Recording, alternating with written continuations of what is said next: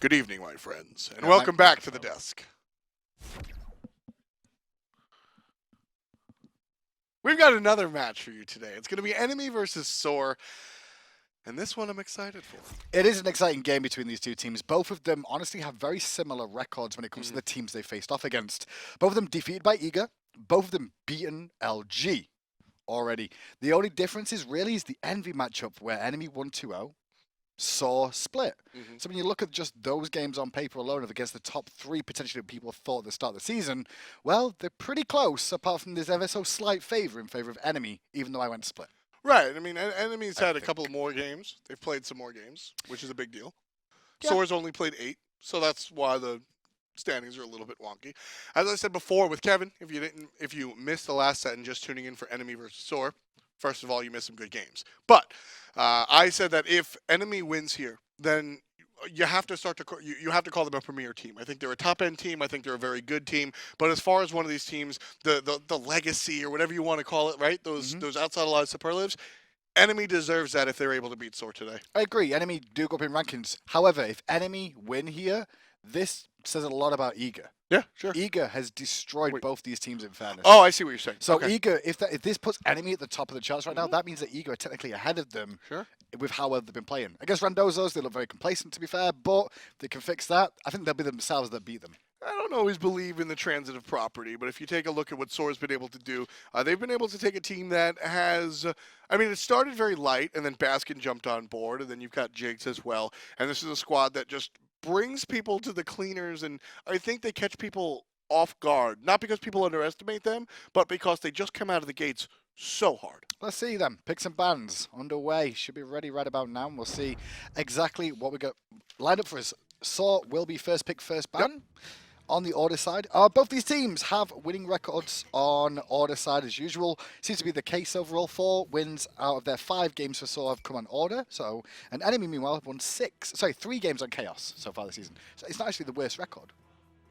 Isis will be the first ban, and SoaR Enemy will match no clear, or at least no fast clear.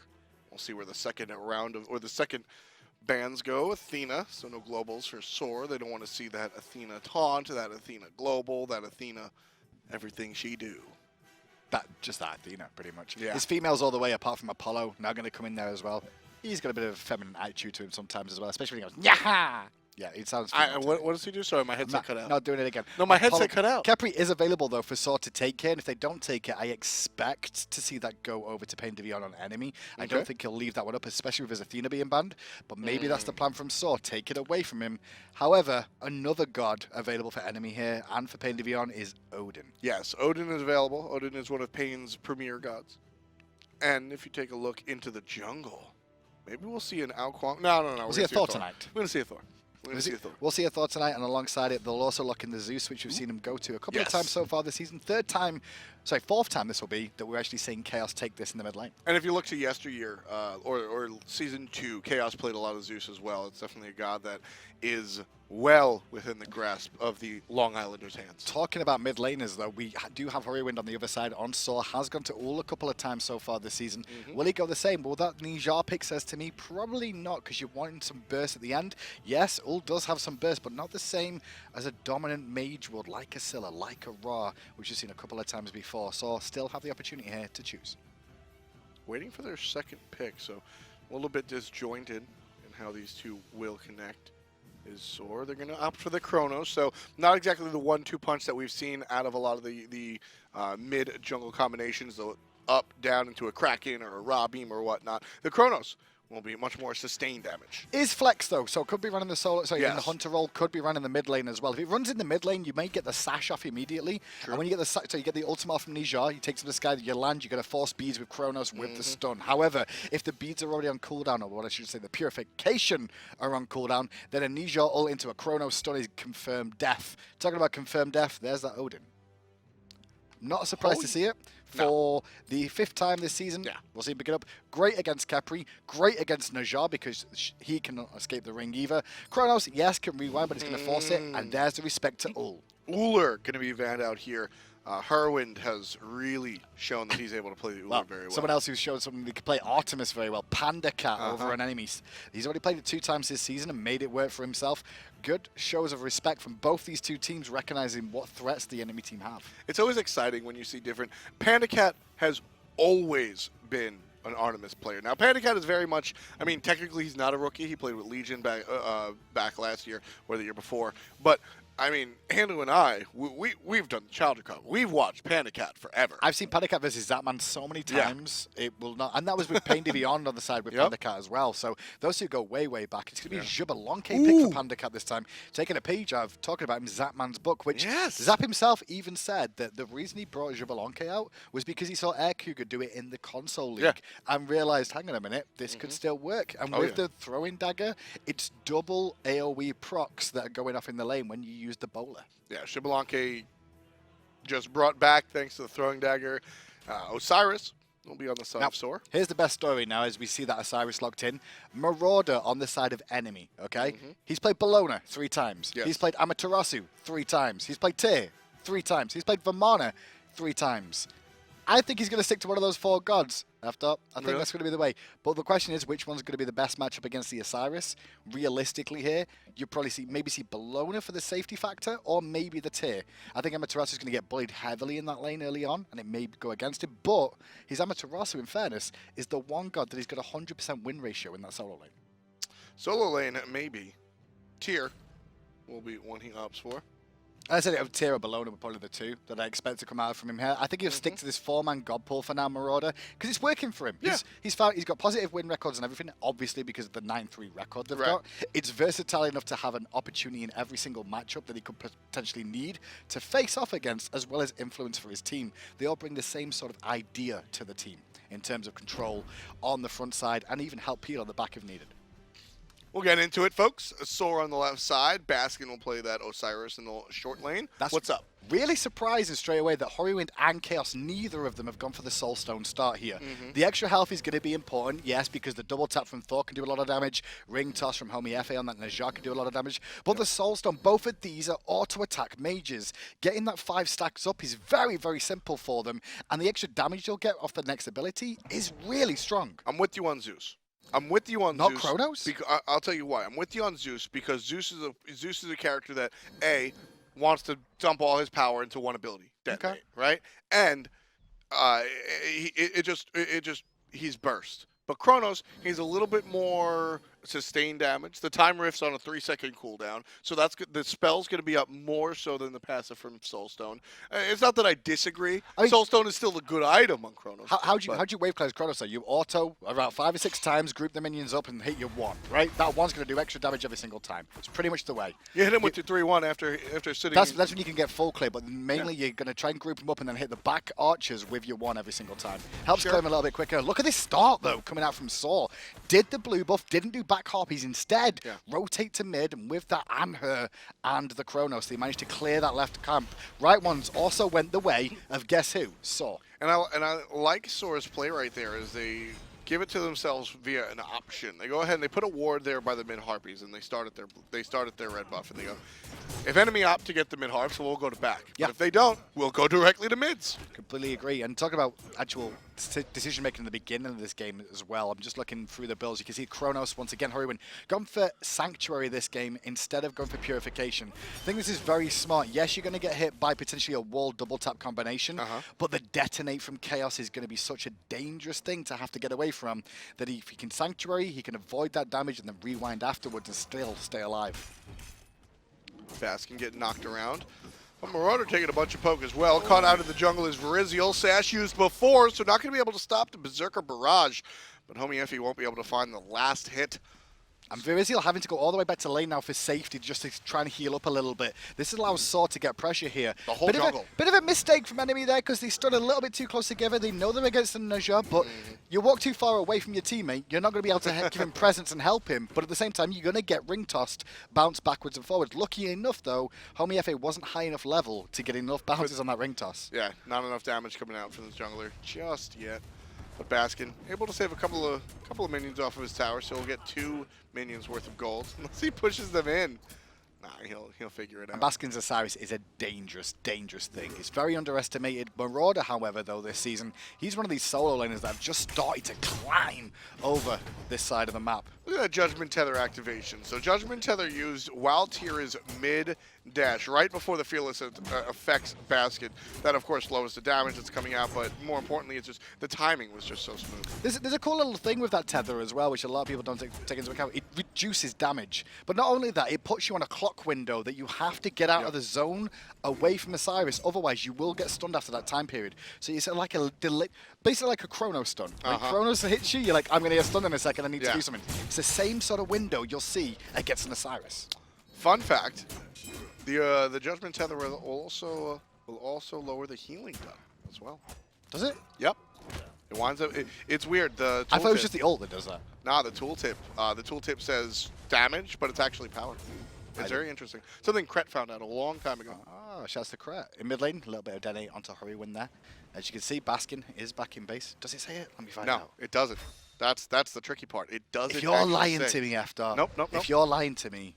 I trusted Dry Bear once. He said Fenrir had bad scaling, right? Right? If you do that to me here, and I find out that doesn't do it, Twitter will let us know. Chat will let us know. Yeah. I mean, maybe it's something I'll have to check. I will definitely have to go back to the lab, but we tested it a long time ago, and that's the way it functioned. We'll take a look. I'll have to revisit. This is a lovely start, though, from SoaR, honestly, early on. You're against, the Zeus and Thor early on. If they get lane pressure against you, they can roam the jungle, use the global of Thor. Zeus has got a great AoE damage. But taking those mid-harpies away at the beginning of the game, put them on the back front. And because of that, they had to go deeper in their own jungle to the back harpies more regularly, or look to farm elsewhere and keep grouping like they are that blue, as you can see on the right-hand side. Now, by doing this, this is putting the enemy on the back foot, allowing SoaR to just get themselves to a point in the game where they're strongest, which will probably be about the mid-game here. Mid-game for SoaR? I see that. Reason mid-game, Anhur, as you can see, we're shooting with Metyankey here. Right. Anhur is a fantastic mid-gamer. You're fighting around the Gold Fury, you've got the Pillar and Impale, which both impact the layout of the map and your positioning in the team fights. Desert Fury penetrates through walls, very, very strong. Not only that, you've got Homiefe, who can set you up with big ultimates as well, and Jigz is Khepri. I think this is a power play for them, because Chronos will start to deal decent damage by that point. Sure. They've still got Chronos for late game too, I want to say. Yes. But mid-game is a really good power spike for them.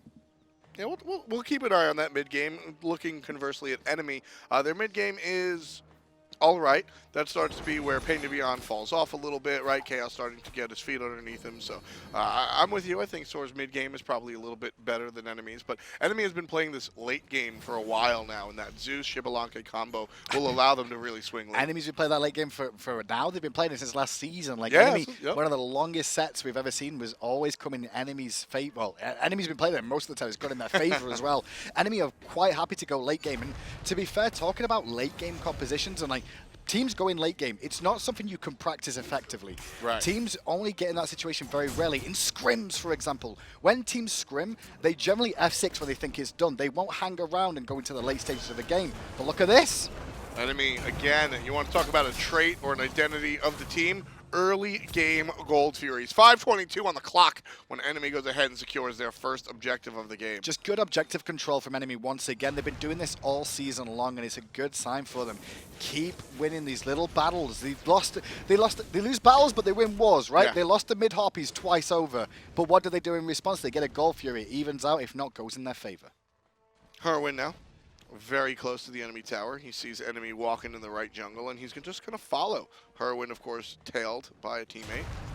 Wall and double tap will hit, but Homiefe and Jigz are here, so these back cams are safer than they seem. Yeah, there's a couple of things in picks and bans as well. The counterban phase, we did see a focus onto the ult from Hurriwind there, expecting Chronos could be going in the solo lane. Right. But the other reason they did that is also ult can escape the ring in mid lane, which makes it a lot more difficult to gank that mid laner. Yes, PandaCat still got Anhur, so he's still got to leap out of it. But they tried to limit the options and maybe throw SoaR a little bit of a curveball there and be like, oh, well, you can't pick this because we got Odin now. What are we going to do? We can't take this leap god. Right. What's the next option? They've tried to throw a bit of a curve with that, which I like. As you see, right harpies may get contested here. Doesn't look like it. Instead, aggression coming out from Homiefe. Damage Surprising on the thing. Varizial. There's the ult, Really but it good hits ult for ult. And Homiefe's ultimate just completely shattered. Varizial's the most impressive hunter to me so far this season. Sorry, jungler this season. As in one of the newbies that have come to the roster. Most of the new guys that have come into the SPL are performing very well. Varizial, though, in the jungle role, he's up against some big damn names over in this role, right? Yep. And whenever you see him against this, he's constantly like having good performances. Homiefe there goes to the ult, immediately ults in response, knows it's coming. You have to predetermine that. Flip away is Marauder. Also another one of the rookies that I've been looking at heavily. I really like the way that Enemy has crafted this team, and I think that there is a lot to be said about the archetype of this squad. You get 3 relative rookies, right? And 2 players that have literally been on the world stage at the highest level of competition. Didn't actually research this, but I'm just thinking back from my memory, but I'm pretty sure Marauder and Varizial actually lost in relegation fight with their team in the qualification period against this team. They had to deal with Baskin and Jigz, and they really struggled. Baskin absolutely murdered Marauder over in this lane, and that was one of the really rough times. But talking about murder... The other way around this time, Marauder not going to dive, despite the Thor in tow. And like I was saying, like this was a match of Marauder got beat down in this lane and really struggled, and a lot of people were like, Marauder's bad, Marauder's bad. Next minute, he's on enemy. Look at that discipline. Marauder doesn't go for the kill, which is going to come easily. Varizial doesn't go for the kill. And you know what? You might argue that Enemy was too cautious in fairness, Marauder was very low on mana there, so it was a little bit too difficult for him to dive the tower. Instead, what he did, which we saw off screen, he backed, teleports back in, steals away blue, gets a victory anyway over Baskin after the bullying that he put on. Good play. Varizial also showing some restraint as well. Metyankey definitely not winning in the health regard here in the Hunter v Hunter match. Metyankey down to about 40%. Strong poke from Xbalanque. And the Hunter match is going to be interesting to see where they go in build terms as well. You can see Xbalanque looks like it's been worked on by PandaCat here at the moment. And then it's also Metyankey. Will we see him go for the Asi or the Xbalanque as well? It's probably going to be the Xbalanque, which is the more dominant one for actually fighting and going aggressive before you go for the sustain. Yeah, there it is. There's the Xbalanque coming out from Anhur. Baskin picks up back camps for himself. So that solo lane matchup looking relatively even. Baskin leading by about 50 gold, give or take. Yeah, I mean, it's not a lot between these two. That's a pretty good, it's pretty well played by Tier, honestly. Nice stance. Early on, Marauder's going to struggle as Tier. You want to hit level 3 and get away. There's the Sanctuary expected, but Hurriwind, a little bit awkward position. No ring drop from PainDeViande here. He recognizes he wasn't going to be able to find it, but he has to defensively. Hurriwind caught in the rainstorm. Not going to ultimate, just choosing to tank the damage. And the rotation from Metyankey out of the long lane secures first blood for SoaR. Disciplined play by SoaR there. Well, hold that thought. They're going to get in mid.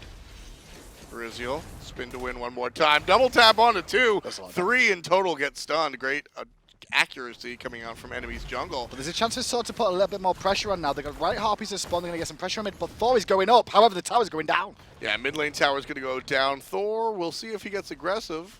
Looks like not.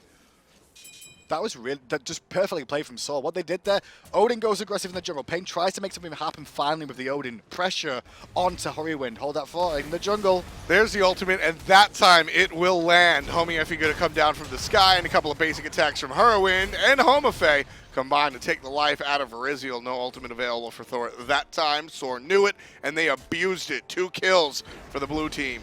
However, big rotation from PandaCat here, and Hurriwind's in a lot of trouble. Lower mana, has to juke these abilities. Minions will help him, but Throwing Dagger says, no, I will ricochet it off them. He's not ricochet, he's Xbalanque, but whatever. Yeah, I know what I meant. You all know what I meant. But that was a power play again for Enemy because Gold Fury's just spawned after picking up that kill with PandaCat's rotation over here. We saw Enemy go aggressive, get countered by SoaR. SoaR abused that by getting a tier 1 tower, invading the blue buff. Blue buff fails, however. PandaCat then rotates in, picks up a kill, and because of it, Enemy now in charge of the Gold Fury once more. Marauder now playing zone duty. There's the ultimate out of, well, everybody, and that's going to give Enemy another Gold Fury. Last one came at 5 minutes. This one comes at 11, and that evens up about everything. Enemy sneak ahead by 1,000 gold or so. So I want to talk a little bit about Hurriwind once more. This season and the previous seasons he's been in the SPL, his positioning is the biggest testament to this player. Yep. He's very, very good at his position. Abilities have been a little off now and again, and teammates have like put him in an awkward position, not in terms of positioning, but like not being able to get the damage out. Yeah.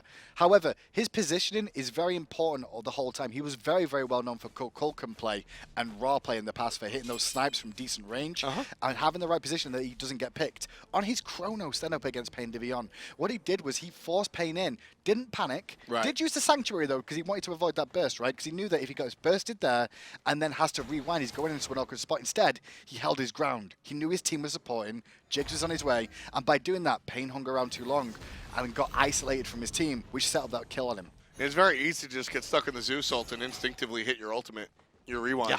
Didn't see it. We saw the discipline, like you said, sticking to it.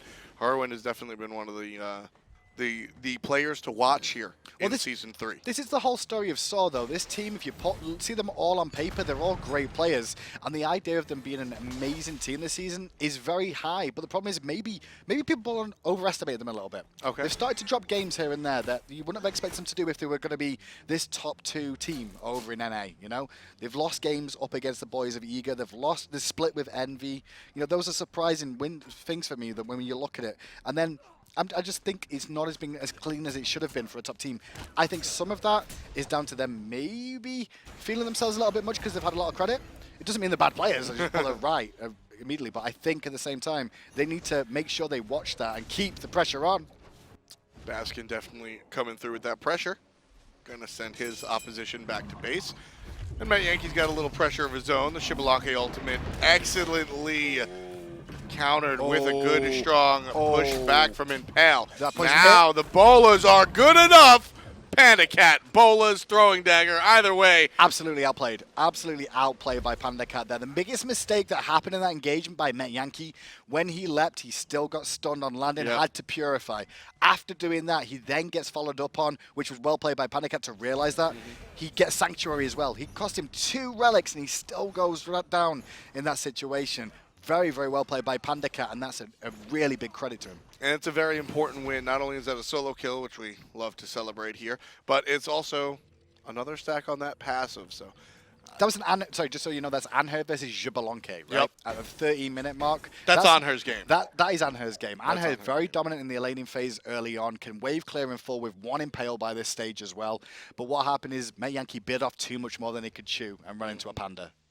PandaCat's going to wait here, along with Varizial, trying to see if they can gank the invisible man in the long lane. I'm not sure what they're really waiting for here. I mean, the minion wave is coming up now. The only thing I could potentially see is they're looking for another pick on Metyankey because they know both his relics are down. That's it. But this is a lot And there of it is. That's exactly what it is. Go. PandaCat plays Vision. As soon as he sees Metyankey in the lane, down comes Varizial. And there's the follow-up. PandaCat with another kill.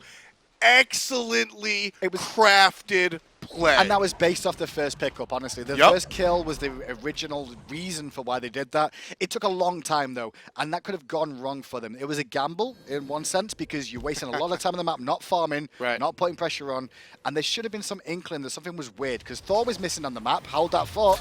PandaCat uses the purification to get rid of the sash, but he will be taken to the sky. With that said, here comes everyone else on SoaR. And Hurriwind gets the last hit, combining with the jungle and the support for the kill onto Panda. And the response there was very good from SoaR, honestly. What they did was realize that PandaCat hung around. He wasn't decent. Oh, my goodness me. Blink. Fearless. Power cleave. But a big meditation and a Baskin gets the kill for himself. Ridgel's going to show up and...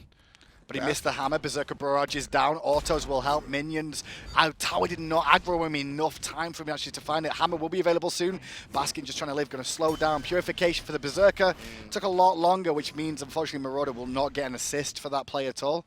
Marauder got baited by the meditate there. This is the game of solo kills right now, or like plans inside this game. You've seen it multiple times. The meditation, perfect from Baskin. He waited to the right moment to fully make Marauder 100% use everything. And then, now what you got? And there was nothing left. Metyankey's going to look towards this left lane tower, and PandaCat coming up the lane. No way he's able to defend. So this is a tier 1 tower going the way of SoaR. Honestly, it would have been the first tower of the game, but we saw one at 10 minutes. We did. SoaR now have 2 towers, and Varizial picks up 1 for his team. A little bit aggressive coming out from both teams here, but luckily Panda gets away just in time before the ring drops down. Bird Bomb connects, and we will see Homiefe fall, but Jigz will revive for now. However, Khaos will secure with the Chain Lightning. Metyankey trying to peel for his teammates, but he's an Anhur. He's got to be careful. What was that you said? For now? Exactly. Homiefe still falls, and Metyankey sitting here. Not a fight you should take, my friend. 3-on-1. Marauder, no blink available, but still giving chase. Pain is here. Khaos in the wings. Varizial's call here on the right-hand side is the best decision I've seen as well. He stayed on this right-hand side, took a tier 1, pressured tier 2 enough that Baskin could not join that fight and try and turn it for the boys of it, for SoaR at all. He wanted to try and keep them pinned there. He nearly gets the tower too. Exactly. That's not a failed split push attempt. No, that's a it's a correct play. successful zoning attempt. It's weird to call that zoning, but that's exactly what happens to Baskin. He gets zoned out of the fight on the left, which means enemy cannot, or SoaR cannot be a part of it. The Gold Fury goes to enemy, and the fight after the objective also goes to enemy. Hurriwind shut down. Killed a PandaCat off the assist from Tier. Fantastic play coming out from enemy. PandaCat called that on his own. Just so you know, he's got Sprint as one of his relics. You heard it as we looked through Hurriwind's eyes that he activated. PandaCat realized Hurriwind has no mana. If we catch him now, even if he's got enough to rewind, he's coming all the way back home, baby. Yep. And then we'll pick him up again. That was just really good play from enemy, honestly, once they get to recognize it. These are just the small mechanical things in this game that there's been so many of to recognize why someone's got to lead this game. It's high-level play. It's not an accident that enemy is sitting here. And despite the fact that they're a new roster with new players and new names, I mean, they just are. That's the end of the statement. They are. They were 8 for me. 7th and 8th alongside Randozos this season coming into it. And people keep saying that, but it's the truth, like enemy were. When you look at the roster, they had Marauder and Varizial. Those two players, on their own, have been beaten by this SoaR lineup in the relegation fight, right? I'm pretty sure that was the case. Yeah. And then when you look at them, you're like, well, they're not good enough to compete. So let's put them near the bottom because they're going to be up against the likes of Omegas, the likes of everyone. Hold that fort mid lane, big aggression onto Marauder, who takes the brunt of the beating, but it allows enemy to chip away at that tower. Not enough to get the kill, though, as a rotation comes in from SoaR. Yeah, still a very healthy SoaR tower in the mid lane. But enemy, after that Gold Fury and a couple of team fights, 18.5 in, find themselves 3.5 up. It's 3.5, but it's not enough right now. It's a good position for them to be in, but SoaR still have ways back into this one. Oh, I said their mid game is definitely the strongest. I'd still class this as the mid game point right now. After about 24 minutes is when I'd class late game really kicks in right about now. And when it gets to late game, they still have the Chronos. They've still got Jigz for a revive there as well. Khepri, insurmountably useful at all stages of the game. Yeah. And Baskin will not be able to be stopped. Other than by Zeus. Yeah, I mean, you were talking specifically about the Anhur. This is specifically where Anhur probably has a leg up on the Xbalanque, assuming all things even. The Ikeval, Aussie, and almost Chin's item, right? I mean, but the problem is, Hinduman, there's 2 levels on the Xbalanque and 4 kills, so nah, it's all even. There's a leap away from Yankee, who gets ringed in after the leap, thanks to the good use of Xbalanque ultimate to combine with that. Zeus is going to drop the ultimate on him. Metyankey just stood there going, please let me live. Jigz will make sure that happens, however, as the fight continues. Varizial throws out the hammer. No teleport available for him anymore. And Baskin just going to poke him out. That's a really good fight, and actually it's a good crafted composition from enemy. When I look at the Xbalanque and PainDeViande combination once more, with the Odin goes in, you force a leap, and Odin continues to chase. As Xbalanque forces you to stand still after your leap. Right? Then you catch up, ring him in, jobs are good, and hey Zeus, how you doing? Come on over, we've got a boy for you to electrocute. Either you're stunned, you're trapped, but either way, you're gonna wind up dead. Unless you've got a Jigz. Sure. Unless you've got a Khepri, in which this case, SoaR do. Yeah, Jigz have been playing lights out, but no part of that surprises me. Jigz has been really the backbone of this team. And I said, in fairness, I said mid-game, Anhur does come online. He's a good, strong point around the Gold Fury, but the Gold Furies haven't really been contested by SoaR. Enemy been on point with them so far. As well as Anhur did lose a little bit, to be fair, when Executioner had the changes. Executioner was such a core item for Anhur to combine with his passive. Right. Now that's been taken away a little bit. It does hinder him a little bit in terms of penetration, but he makes up with the same sort of build the other Hunters are going for now. Right. His mid-game isn't as dominating as it used to be, just because of that one factor. Love the choice for Varizial to go ahead and pick up the blue buff this time around. You can see Tier, he's got the full CDR of the Jotuns and the breastplate. And what do both those items give you? Mana. That's all you need. That's all you're after, mana. And he'll be fine. He's got teleport available too. He should be able to sustain pretty healthily. I was so cute. You never look at an item and go, I'm buying this for the mana. So when you asked me what both of those items have, I was like, I just mentioned CDR, so it's not... Mana? I mean, mana is a big, impactful thing in this game. Without mana, you don't do anything. Unless you're an AD carry. But the thing is, there's a lot of players out there that play AD carries and go, I'm leaving the fight, guys, because I'm out of mana. I'm like, really? Really?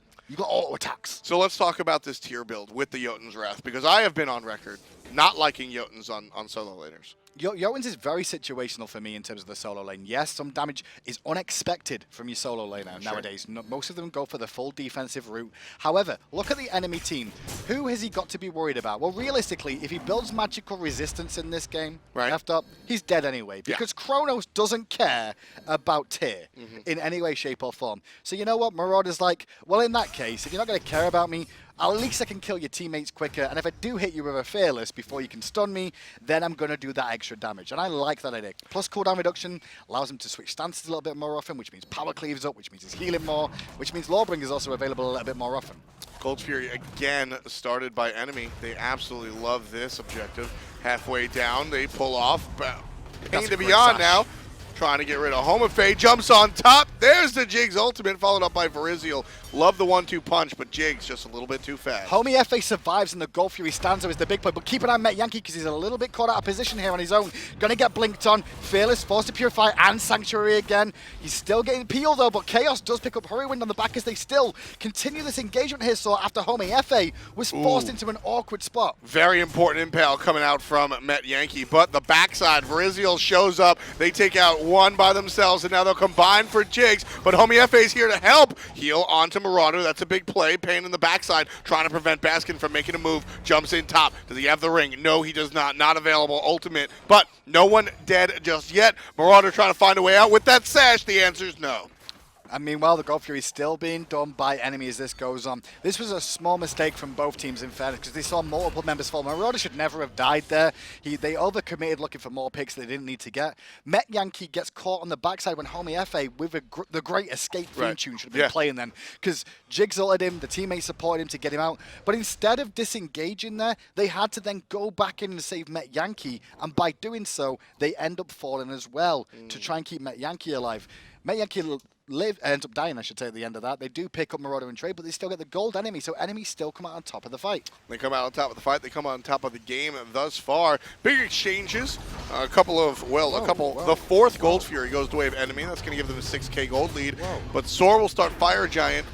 Enemy knows Thor's in the air, and that's all SoaR needs to back off. I mean, they had decent damage for that, but without having the Hunter there as well, it's going to be a little bit lackluster there. Definitely have the damage to do it, the tankiness to do it as well. And it was more of a cheeky little play that to see whether or not there would be a response. And immediately they get Xbalanque and a Thor out of that. I don't know if they know they got the Thor out of that. But the tankiness, I wanted to, well, we have a lull in the action. Going back to that. The Jotuns? Going back to the Jotuns, because it's so much more than just the item. Look at Thor's build. And that's why the Jotuns is able to be built on tier. Is because of defense. Thor is the solo leader. Realistically, Varizial's going to be engaging a little bit more. He's also started this game off with being focused down by Ninja.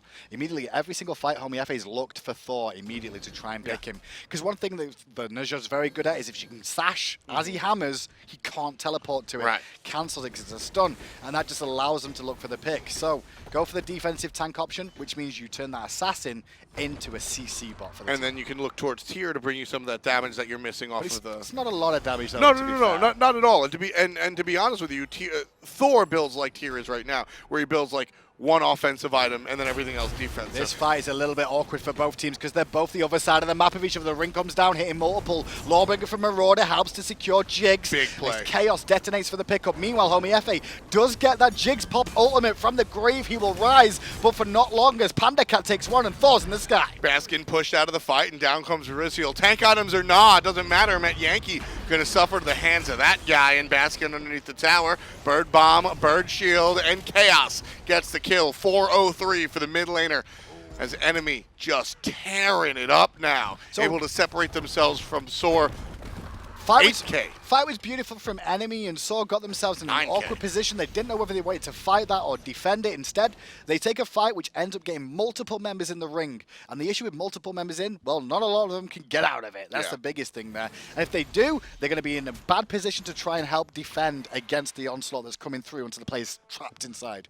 One issue, though, that I saw from Varizial that he needs to watch, which I want to mention. Tier 2 tower then. He was tanking it. He was healthy enough. He dropped aggro, right? Yeah. And there was Marauder there where it was one tower shot away. And I'm like, if he gets aggro now, Varizial needs to be careful because he nearly gave up a kill to the team for free there. Instead, Enemy now get the Fire Giant off this, and they're looking good for game 1. SoaR want nothing to do with this operation. Jigz and Hurriwind can go into the enemy jungle and try to, or their own jungle rather, as Enemy is pushing into their opponent's jungle. This is just take tier 2 towers, and let's go to the one Varizial did all that work on earlier on and chip it away. We can swing back left if we want to here and just get the other tier 2. Pretty much standard tactics that you'd expect in this level of play. It's just normal now. Just take all the towers, even casual play nowadays. Everyone knows you get the Fire Giant, you take the towers, Gold Furies, then you look at Phoenixes. I mean, this is just... Enemy has really been able to open this game wide. I say that, but it looks like Enemy feel like they can take another fight after winning that last engagement so heartedly. They're going for this. And that's the idea. Spread the poison out as PandaCat, now looking for the objective damage as soon as the minions are dead. Cage comes down for Pain. There's the jump in, and Baskin in some trouble, it looks like. Either way, Enemy able to push SoaR out of the way. This is fine. Look exactly what Enemy did there. The ring was for isolation, so PandaCat could get the Phoenix for free. Force them all back. If they can chip away, get a kill, great. If not, we still get the Phoenix. Now they're looking for the one here again, and it's Pain who commits once again, takes aggro for the team as the Phoenix is being chipped away out. Sprint is popped. SoaR's looking to get aggressive this time around. They know that Enemy have no cage available for the next 20 seconds or so. So this is where they want to make their shot. Excellent wall from Varizial is going to stop SoaR momentarily. Jump forward from Metyankey. Just keep an eye on where Metyankey's position. Oh, he tried to juke out the mid lane slow. Huge ring coming out from Homiefe. Not able to follow up though is SoaR. They need to take this fight. And it looks like the blue team will be unable to. I guess they know the timer on Gold Fury, otherwise I would have been swinging around there if I was SoaR just to make sure it wasn't up right now, because if it was, there was an opportunity for them to go for it. However, it's only just this second spawn. They probably would have found it, actually, if they would have walked over there. Instead, they return to base here. SoaR have an awkward problem, and the issue is where's their hard engage? Their hard engage is a Najah that has to blind ult or sash and then ult afterwards. Exactly. Baskin, he can ult in if he wants to, but there's no other way other than just slow in and slowly catching up to someone to peel. So to catch them. The other one is Abducts on Khepri. Well, which I have never, since the God came out, I've never liked that as an initiation. It can be used as an initiation, but in certain situations. You can't hard initiate like you can with a Geb Cataclysm. Yeah, it's a Sobek pluck. You put yourself into the wrong spot. However, the other team, what have they got? They've got Blink Tier, they've got Varizial, they've got Odin, they've got Xbalanque. We can class that as an initiation too, because you're going to force them all to stand still for a moment. They've also got a 14,500 gold lead, Hinduman. Enemy have put on an absolute show. Team's no joke. What a treat it is to watch a team not only excel, but excel with players that are brand new and, not for nothing, full context. Enemy split their team up. And this was, assumably, at least from my camp and a lot of people I was talking to, this was the lesser of two halves of Enemy. I agree. And I'll actually give shout outs to Enemy for the decision to stick with PainDeViande, because they trust him to craft the team. And he's crafted a team once again with a ridiculous lineup that's doing very well for themselves. I knew him and PandaCat were going to get along. I didn't expect the others to perform as well as they've done. Second time around on the left side, Phoenix. There's the abduct from Jigz, but he's stuck in the ring. The Pain's dropped down, and the Phoenix, well, it doesn't really matter because Homiefe is being targeted by PandaCat. Capped out the passive. 6 kills for the Jungle Cat. And Metyankey's going to get saved by Jigz. Jigz is the person I've spoken about all game for SoaR so far. His ults have been on point. He saved his team multiple times. This scoreline should be 28-5 right about now. If it wasn't for Jigz and the way he's been using his ult on point and using it well for his team. Now, Enemy can look for the left-hand Phoenix as the rest of the team have to defend against the Titans. Fire minions been pouring in. Baskin going to get hit and probably limp back to base. There's 3k health on that Titan. Scratch that. There's 0. Enemy come out with a bang and take out SoaR in game number 1. 30-30 on the clock. The kills read 5-14. Excellent performance from Enemy. So that game, other than Enemy getting the early Gold Furies for free in the first 2, that kill over in the duo lane in the 1v1 made such a big influence on the map. Because what you actually ended up seeing there was you saw Metyankey fall down, use his relics, which brings Thor over to then gank him again straight after, which works. At the same time, over on the other side, you see Baskin and Marauder have a big fight there as well. And Marauder tries to continue things, ends up getting beat there, but also Baskin falls because of it. And then before that point, Enemy kind of control the game. Let's take a look at Chapter 1 of this game. Went the way of the first blood went the way of enemy. They did very, very well. Metyankey able to find the And kill. that was on to Pain. That was discipline from the whole team. Like grouping up together, realizing where Pain was. Pain got out of position. Team retreated, left him alone, picked up the kill, but it didn't continue going that way. That was the problem. Yeah, story of this game, honestly, was the repeated Gold Furies. 5 minutes, 11 minutes, 16 minutes, 22 minutes. Gold Fury, Gold Fury, Gold Fury. And the common thread was chaos. Dropping that ultimate down, dissuading anyone from even looking at the objective in general. And that's 0% of what we'll see in this highlight reel. I mentioned Hurriwind and his positioning so far this season. I'm not trying to bring it positioning as that play happens there. But what it was is Chaos's positioning has been very, very strong. As a Zeus, you have no escape. No. Your only escape is to deal damage. You are a Muzen Carb, basically, from the mid lane. Yep. However, he plays this very well. Look at how he sits back the whole time, watching the fight. Not only goes forward when his front line goes forward, stays in range to deal damage, but doesn't overcommit, knowing they'll aggress on him if he's out of position. Yeah. Chain Lightnings just to slow down the team over and over again, and just sits there, the same position. Keep an eye on PainDeViande and Varizial on that whole engagement as well, right? Those two, wherever they were, Chaos was exactly positioned to auto-attack at their range. Exactly. It was like a whole unit moving together. Just like some whole team putting it together, kitchen cabaret style. PandaCat, cannot forget him either. The long-storied Hunter finally finds himself on the SPL stage in a position to win. He kind of broke this game. Look at it. It was 2-2 at this point, right? And this is the solo kill. Ooh. The Impale comes out, and the Impale from Metyankey was perfect. The only mistake Metyankey made here was the leap. The leap ended up stunning him, and that's what ended up getting the kill. I'm going to disagree. I think the biggest mistake that Metyankey made there was pissing PandaCat off. As soon as the Impale hit, sprint came, and you saw PandaCat just hit the gas like, nah, you're not allowed to hit me with that. And this is another kill that he picked up as well, realizing that Hurriwind was in an awkward position and that they weren't going to be able to survive. Jigz' ult was on cooldown as well. Hurriwind did not have any mana there to be able to rewind and get away from that. That's why you saw him Sanctuary.